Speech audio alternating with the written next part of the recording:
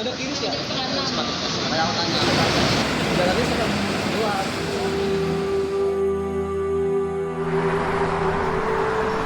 Langkah kaki mengantarkan kami pada sebuah perjalanan yang tak hanya mengarungi jarak, tetapi juga waktu.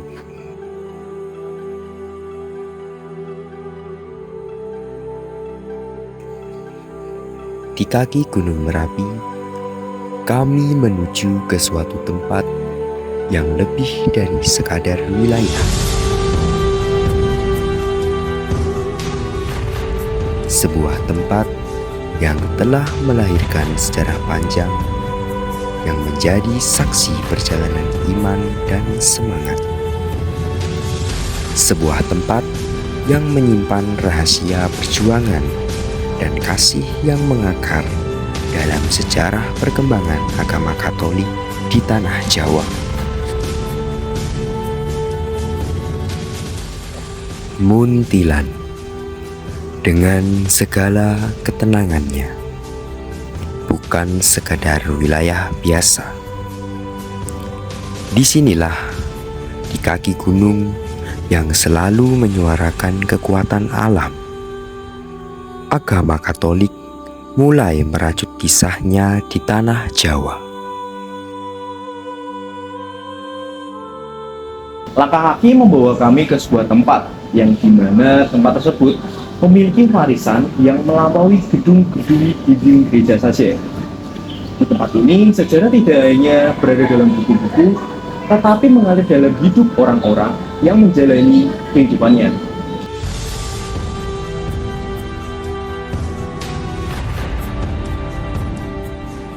Di Muntilan, jejak-jejak sejarah agama Katolik hidup dan berdetak dalam setiap langkah kaki yang kami ambil.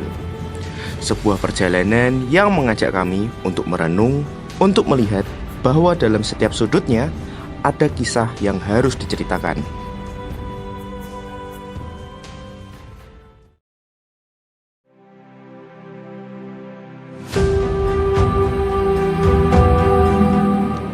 Disinilah di Museum Misi Muntilan, langkah kaki kita menemukan cerita-cerita yang terdiam dalam kepingan waktu.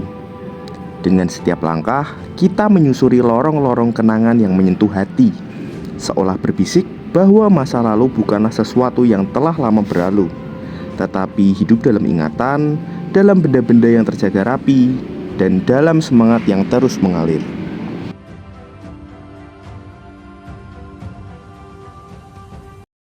Halo, saya Pak Seno, saya staf di Museum Misi Muntilan. Nama lengkap museum ini adalah Museum Misi Muntilan Pusat Animasi Misioner, berlokasi di Jalan Kartini 3 Muntilan, tepatnya di Kompleks Gereja Katolik Antonius Muntilan. Museum ini dibangun mulai tahun 2000 dan diresmikan tahun 2004, bertepatan dengan peringatan 100 tahun pembaptisan Sendang Sono 14 Desember 2004. Museum ini adalah museum milik Gereja Keuskupan Agung Semarang, menyimpan beberapa koleksi milik sejarah Keuskupan Agung Semarang.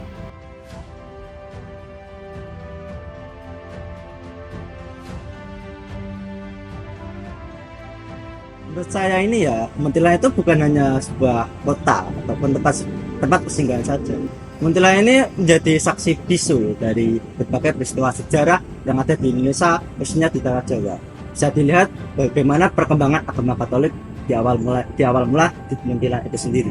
Nah, sebab itulah Muntilan disebut dengan Bethlehem Pan-Java, cikal bakal tempat lahirnya misi Katolikan di tanah Jawa.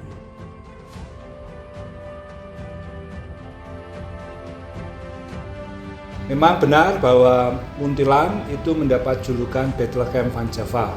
Tak bisa dilepaskan dari peran seorang tokoh namanya Pater Franciscus Georgius Josephus van Lith yang pada tahun 1896 datang ke tempat ini, ke Jawa, untuk menjalankan tugasnya, yaitu memperkenalkan agama Katolik bagi orang Jawa. Mengapa namanya Bethlehem Pan-Java? Ya, tempat inilah tempat pertama di mana dulu kekatolikan diperkenalkan bagi orang Jawa.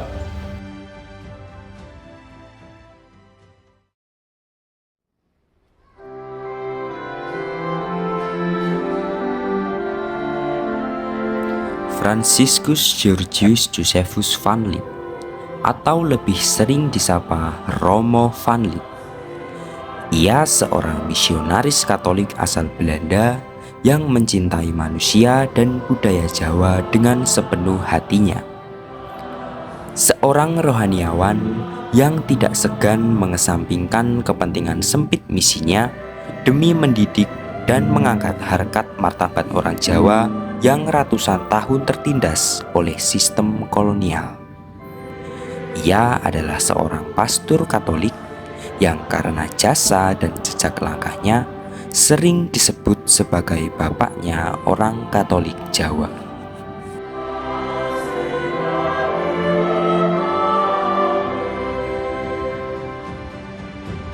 Tentang Romo van Lith, nama lengkap beliau Franciscus Georgius Josephus van Lith. Beliau orang berkebangsaan dari Belanda. Beliau adalah anggota dari Serikat Yesus yang memang diutus untuk memperkenalkan agama Katolik pada orang Jawa. Beliau datang ke Jawa tahun 1896 bersama dengan beberapa teman lainnya. Beberapa teman ada yang diutus ke tempat-tempat lain untuk memperkenalkan agama Katolik. Romo van Lith bersinggungan dengan orang-orang Jawa, baik yang memiliki keyakinan kejawen, lalu juga orang-orang yang beragama Islam, lalu juga mereka yang belum mengenal agama-agama di Jawa ini. Sebagaimana yang ditugaskan kepada beliau, jelas beliau mencari orang-orang yang ingin mengenal agama Katolik. Untuk membantu orang Jawa semakin mengenal agama Katolik, Romo van Lith menggunakan banyak pendekatan, baik pendekatan ekonomi, pendekatan budaya, namun akhirnya melalui jalur pendidikanlah yang mulai mengantar Romo van Lith semakin bisa memperkenalkan agama Katolik pada orang Jawa. Tentang Romo van Lith yang tugas utamanya sebetulnya mengkatolikan orang Jawa. Bermisi itu salah satu terjemahan paling kasarnya mengkatolikan orang Jawa. Tetapi begitu Romo van Lith datang ke tempat ini pada awal abad ke-20 dan mengenal kehidupan orang Jawa, van Lith menjadi sadar bahwa bermisi tidak sekedar mengkatolikan orang Jawa. Bermisi adalah mengangkat harkat martabat orang Jawa. Dan itu diusahakan oleh van Lith lewat pendidikan. Melalui pendidikan, van Lith ingin membongkar sekat-sekat kebodohan-kebodohan orang Jawa. Lewat pendidikan, van Lith ingin mengembangkan orang Jawa. Hingga akhirnya pada saat ini didirikan sebuah sekolahan bernama SMA Pangudilur van Lith, yang dimana sekolah ini tuh bertujuan untuk mencerdaskan kehidupan bangsa sesuai dengan keinginan Romo van Lith. Dan hingga saat ini pokok-pokok ajaran di sekolah itu masih tetap dilestarikan seperti kemandirian dan kedisiplinan. Pada tanggal 14 Desember tahun 1904 terjadi suatu fenomena yang amat sangat luar biasa, di mana Romo van Lith berhasil membaptis 171 warga masyarakat lokal Pegunungan Morat, Kulon Progo. Kejadian yang fenomenal yang tidak bisa dilepaskan dari apa yang dilakukan oleh Romo van Lith adalah peristiwa di suatu tempat yang sekarang kita kenal sebagai Sendang Sono. Di tempat itu Romo van Lith pada awalnya bersinggungan dengan seorang tokoh di sana namanya Bapak Barnabas Sarikromo, kemudian menengok ke lokasi di tempat yang sekarang kita kenal sebagai Sendang Sono, dan pada tanggal 4 Desember tahun 1904 Romo van Lith mempermandikan 171 orang di sebuah kolam di bawah pohon sono yang kita kenal sebagai Sendang Sono. Peristiwa pembaptisan inilah yang lalu menjadi pembuka karya kekatolikan semakin menjadi berkembang di tanah Jawa sampai akhirnya nanti Romo van Lith meninggal tahun 1926. Lokasi mata air yang digunakan Romo van Lith untuk membaptis masyarakat Kalibawang kini berkembang menjadi lokasi ziarah yang ramai dan meneduhkan, tak hanya bagi umat Katolik, namun juga untuk siapa saja yang mencari ketenangan. Ada sebuah cerita yang menurut saya cukup menarik. Ketika pertama kali saya mendengar bahwa pada masa itu orang-orang Jawa yang memeluk agama Kristiani dijuluki Londo Wurung, Jowo Tanggung. pertanyaan tentang Londo Wurung Jowo Tanggung itu mau menunjukkan bahwa keberadaan agama Kristen itu tidak mengakar dalam budaya Jawa. Dan itu lalu yang menjadi tantangan para misionaris Katolik yang datang sekitar awal abad ke-20, terutama dalam diri Van Lith. Van Lith ingin membongkar itu. Menjadi Katolik tidak sama dengan menjadi Belanda. Maka lalu Van Lith mengusahakan bahwa orang-orang Jawa yang Katolik tetap hidup sebagai orang Jawa, tidak lalu menjadi orang Belanda. Cara doanya, sikap-sikap doanya, corak kehidupannya tidak lalu tercerabut dari akar kebudayaannya. Dia tetap menjadi seorang Jawa yang mengimani Yesus Kristus, dia menjadi seorang Jawa yang menjadi anggota Gereja Katolik. Dan itu menjadi perjuangan terus-menerus bagi Gereja Katolik hingga saat ini. Tak jauh dari lokasi museum tempat kita melakukan wawancara, terdapat suatu bangunan gereja yang berbentuk dan mirip arsitektur khas Belanda. Namanya Gereja Katolik Santo Antonius Muntilan. Waktu pertama kali saya melihat bangunan ini, di benak saya kembali teringat dengan sebuah lagu yang berjudul Gereja Tua, yang menjadi lagu yang sering saya dengar pada masa kecil. Dan memang gaya arsitektur di wilayah Muntilan ini itu masih mempertahankan gaya-gaya kolonial dari masa Belanda, baik itu dari sekolah maupun dari bangunan-bangunan lainnya. Dan tidak lupa gereja ini ternyata juga menjadi cagar budaya yang telah ditetapkan oleh pemerintah.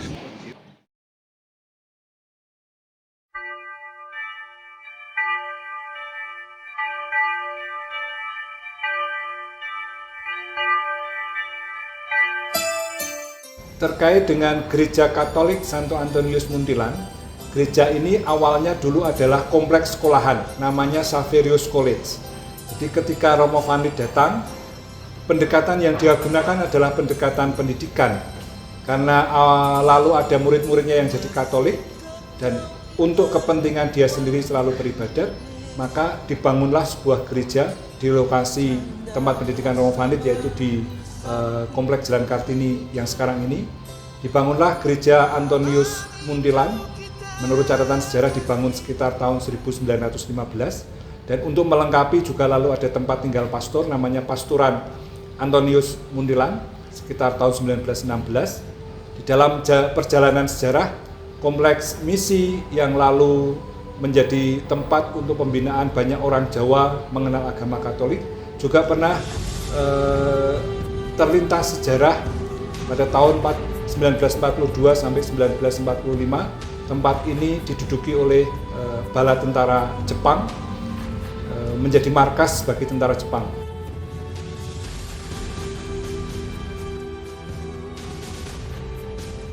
Ada cerita unik di dalam gereja tersebut. Kenapa? Karena di gereja tersebut tuh tidak disediakan kursi bagi jamaahnya. Karena dulunya masyarakat pribumi lebih senang duduk bersila di lantai daripada duduk di kursi ketika beribadah. Jadi di dalam gereja sejak awal memang disediakan bangku-bangku atau kursi untuk duduk. Tapi pada awalnya dulu ketika umat Katolik Jawa, ada orang Jawa yang mulai jadi Katolik, mereka masih terbiasa berdoa dengan lesehan. Mengapa? Karena merasa berdoa dengan duduk di bangku atau di kursi itu kurang sopan, kurang hormat. Orang menyembah kepada Tuhan kok duduknya di kursi.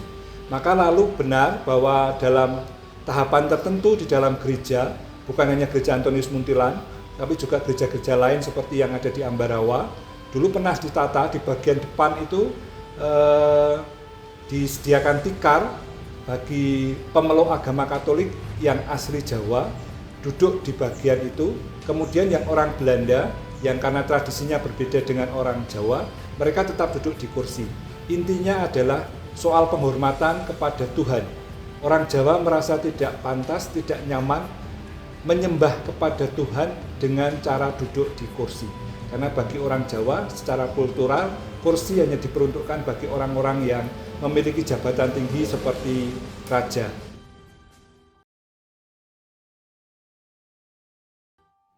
Beranjak dari artefak sejarah di museum dan aura hikmat gereja, sebuah jejak masa lalu yang tak kalah signifikan terhampar tak jauh dari sana.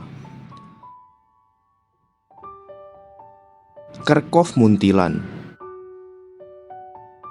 Kompleks pemakaman ini menyimpan narasi sunyi yang erat terjalin dengan sosok Romo Sanjaya, seorang tokoh penting yang jejak karyanya mewarnai sejarah kekatolikan di Muntilan.